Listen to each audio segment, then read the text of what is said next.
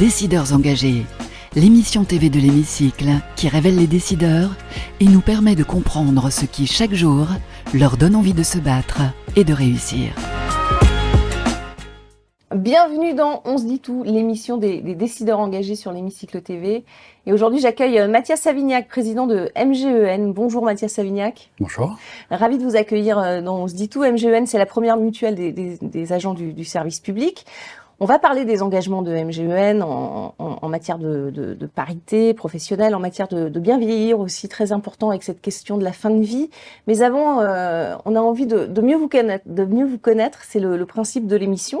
Qu'est-ce qui vous a porté dans la vie, Mathias Savignac ? Je crois que ce qui porte dans la vie, c'est les parcours. Et moi, enfant, je me souviens, je l'ai eu partagé déjà à d'autres occasions, mais j'avais un père qui était mineur de fonds et délégué syndical, et une mère qui était secrétaire de son parti. Et j'ai baigné finalement dans une famille militante, ouais, engagée au quotidien, politiquement, syndicalement. Et j'ai grandi avec ça. Et devenant prof, je me suis à un moment donné posé la question de quels étaient mes ressorts d'engagement personnel. C'était important d'en avoir. Ouais. Oui, bien sûr, mais parce que j'avais ce fond-là qui m'a accompagné sur mon enfance et mon adolescence.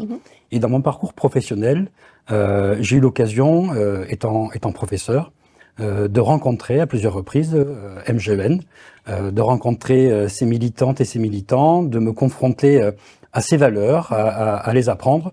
Et finalement, un jour, en passant le cap de l'engagement, en devenant bénévole et puis après militant permanent, j'ai eu envie finalement de faire tous les jours ce que j'avais touché du doigt de manière occasionnelle. Oui, vous étiez enseignant en zone d'éducation prioritaire.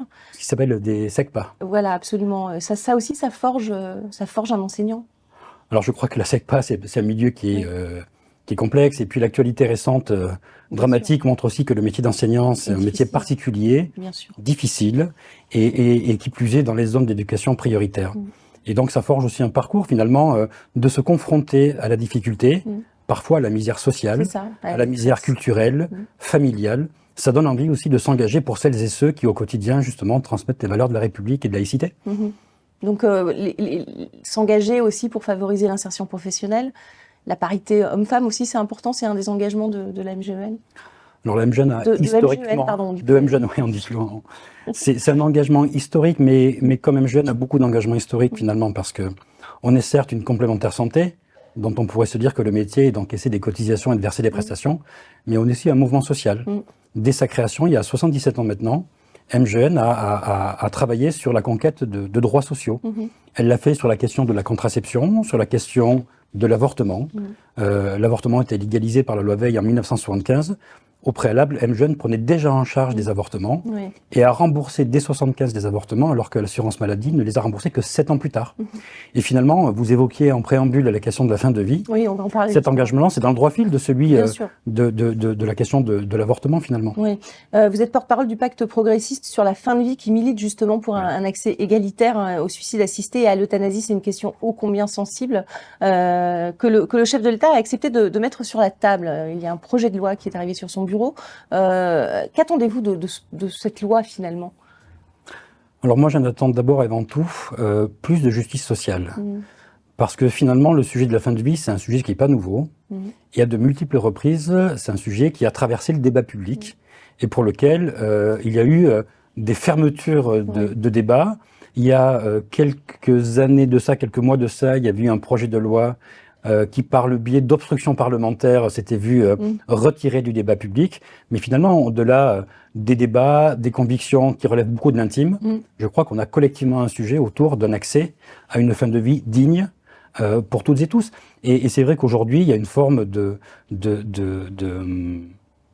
malentendu sur le fait que les gens ne seraient pas prêts, que la société ne serait pas prête. Toutes les études le montrent. Ça se fait ailleurs. Et puis, il y a une forme d'hypocrisie à penser que les Françaises et les Français n'y recourent pas. Si, ils le font, simplement, ils le font loin de chez eux. Et celles et ceux qui le font, ce sont celles et ceux qui ont les moyens de le faire, en plus. Il y a un vrai sujet de justice sociale. Oui, absolument. 90% des Français souhaitent aujourd'hui une évolution de la loi, donc une autorisation aussi à cela. Protéger, l'autre souci, quand même, c'est de protéger les médecins. Certains ne voudraient pas le faire. Il faut avancer sur cette question aussi, il faut pouvoir les protéger.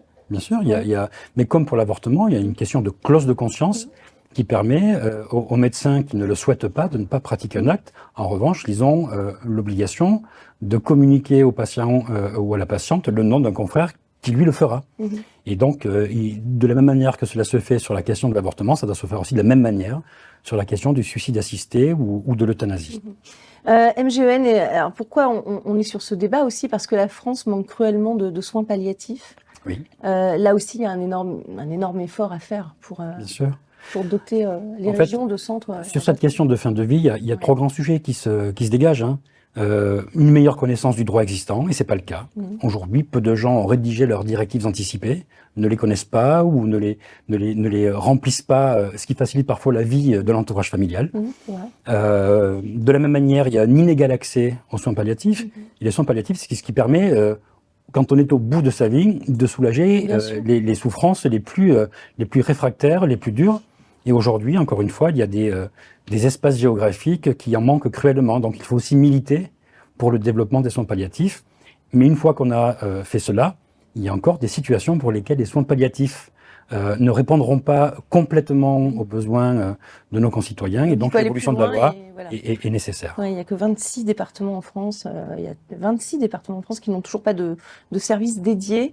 Le bien vieillir, ça passe aussi par la prévention. Est-ce que MGEN aussi est sur ce créneau-là? Alors bien sûr, on est un acteur de prévention, à la fois un acteur de prévention du régime obligatoire, puisque nous sommes gestionnaires du régime obligatoire des fonctionnaires, mais aussi par la prévention que l'on met en œuvre en tant que complémentaire santé. Et une grande partie de la prévention que l'on fait, on le fait aussi en partenariat avec l'éducation nationale, puisqu'on est historiquement la mutuelle qui accompagne les fonctionnaires de l'éducation nationale. Et donc on a toute une série de dispositifs qui permettent à la fois de prévenir les risques, mais aussi de maintenir le plus possible dans un état de forme et de santé le plus longtemps possible. On est gestionnaire, par exemple, d'EHPAD. On sait que les actualités récentes n'ont pas toujours été... avec la crise Covid. Avec la crise Covid, et puis le scandale Orpea. Enfin, il y a eu beaucoup de sujets autour du bien vieillir. On est arrivé aujourd'hui avec la question de la 5e branche de la sécurité sociale sur la dépendance, qui aurait pu d'ailleurs être un 5e risque confié à l'assurance. Je crois qu'aujourd'hui, il faut mobiliser collectivement les fonds nécessaires à mieux accompagner nos aînés. Et je crois que de plus en plus, l'EHPAD, aussi qualitatif soit-il, ne remplace pas le fait de maintenir quelqu'un qui le souhaite à son domicile.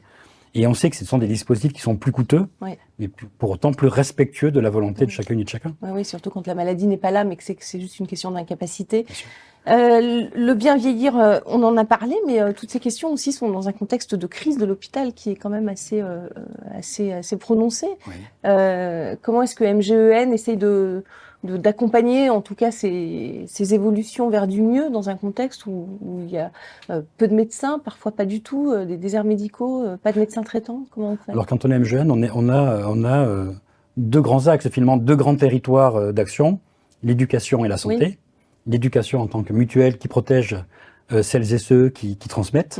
Et puis nous sommes aussi offreurs de soins. C'est-à-dire qu'en complément de l'hôpital public, nous sommes nous-mêmes offreurs de soins. Nous avons des centres de santé, des fauteuils dentaires, des centres d'optique, nous avons des EHPAD, des centres de réadaptation. Et donc nous contribuons aussi à l'accès à des consultations médicales pour chacune et chacun. Et on le fait d'une manière que l'on pense et que l'on souhaite vertueuse, c'est-à-dire sans dépassement d'honoraires. Parce qu'aujourd'hui, on voit bien qu'il ne suffit pas d'avoir une complémentaire santé pour accéder à des soins, parce que les complémentaires non plus ne peuvent pas tout.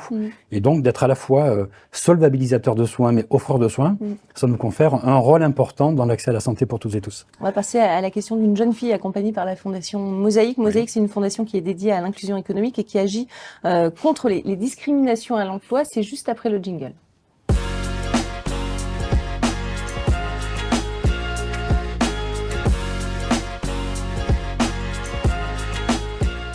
La question de cette jeune fille de la Fondation Mosaïque, pour vous, Mathias Savignac, c'est celle-ci, vous l'avez choisie parmi plusieurs. Quelles sont les actions spécifiques à déployer pour soutenir l'emploi des jeunes et notamment ceux issus des territoires moins favorisés? Alors c'est une question qui n'est pas facile et pour autant elle est essentielle aujourd'hui pour qu'il n'y ait pas des territoires de la République qui soient abandonnés. Et donc on a mis en place, ça fait quelques mois, un dispositif qui s'appelle nos quartiers ont du talent.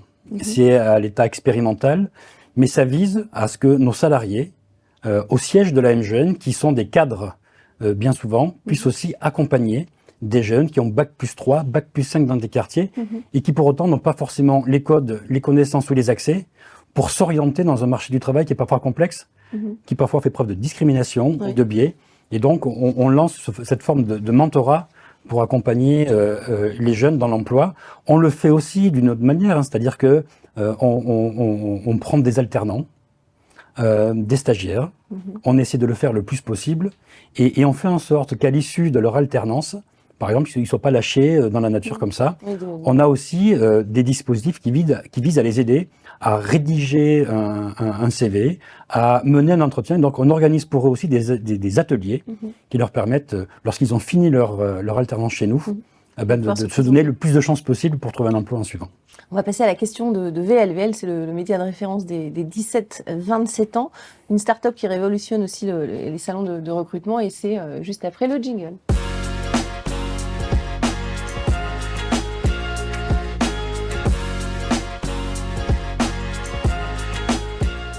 La question de VL, Mathias Savignac, toutes les études montrent que le niveau d'engagement des salariés baisse d'année en année. Que fait MGEN pour répondre à cette problématique, et comment réenchantez-vous l'expérience des collaborateurs? C'est une vraie question compliquée parce que on a tous vécu un truc incroyable et fou pendant la crise Covid. On est passé d'un monde où on ramenait pas la maison au travail, et on a ramené le travail à la maison. Et ça a changé tout dans les équilibres vie pro, vie perso, avec finalement le fait de vouloir recréer des communs, du sentiment d'appartenance. Et l'entreprise est souvent le lieu qui le permet, par le travail avec des collègues, par la coopération, par le projet. Et il y a une forme de paradoxe malgré tout, c'est que on demande plus de sens et moins de présence dans l'entreprise. Peut-être que le télétravail prend aussi beaucoup de place. Et donc, il faut arriver à la fois à maintenir le lien avec l'entreprise, puis favoriser aussi les progressions de carrière, les rémunérations. On voit qu'aujourd'hui, concernant l'assurance par exemple, on est sur des métiers tendus, où les gens ont plutôt le choix. Et d'ailleurs, on le voit aussi, le CDI n'est plus le Graal. Aujourd'hui, le CDD, la contractualisation permet plus de souplesse. Et donc, on a un vrai sujet de fidélisation de nos salariés, pour maintenir des compétences, pour maintenir des dynamiques, une culture d'entreprise. Et donc, on réfléchit, on travaille à ça, mais on doit s'adapter en permanence à l'évolution du marché du travail, et puis de la manière dont les gens perçoivent le travail et leur vie pro-perso, avec cet équilibre qui est parfois complexe à faire vivre. Absolument. Dernière question, on va passer à la question de l'hémicycle, si vous le voulez bien. Ce sera juste après le jingle.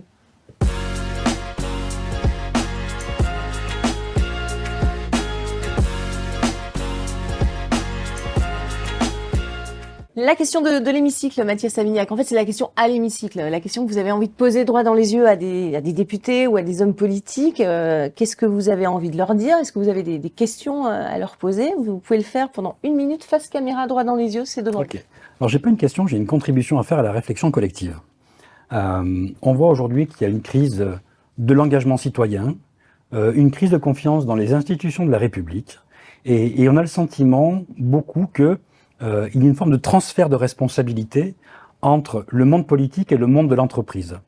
C'est-à-dire que le politique, qui a à la fois des sujets de temps long, des sujets de légitimité à faire et de capacité à faire, se retrouve aujourd'hui dans une situation sociale où c'est transféré, cette compétence-là semble être transférée aux entreprises qui ont, par le biais des réglementations sur la RSE ou autres, s'inscrivent dans le temps long, ont une capacité à faire parce qu'elles dégagent souvent, parfois, des bénéfices, et une légitimité parce que, encore une fois, l'entreprise est un lieu de socialisation, d'engagement, qui crée du sens, qui crée du sentiment d'appartenance.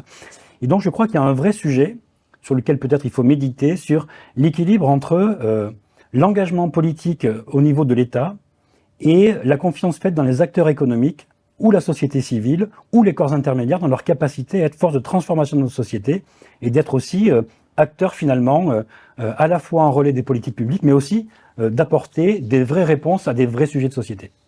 Merci beaucoup. Le message, je l'espère, sera bien entendu. Merci Mathias Savignac d'être venu dans notre émission. On se dit tout. Merci à vous pour votre fidélité. Vous pouvez évidemment nous suivre sur les réseaux sociaux et on se retrouve très très bientôt pour un nouveau numéro de On se dit tout. Décideurs engagés, l'émission TV de l'Hémicycle qui révèle les décideurs et nous permet de comprendre ce qui chaque jour leur donne envie de se battre et de réussir.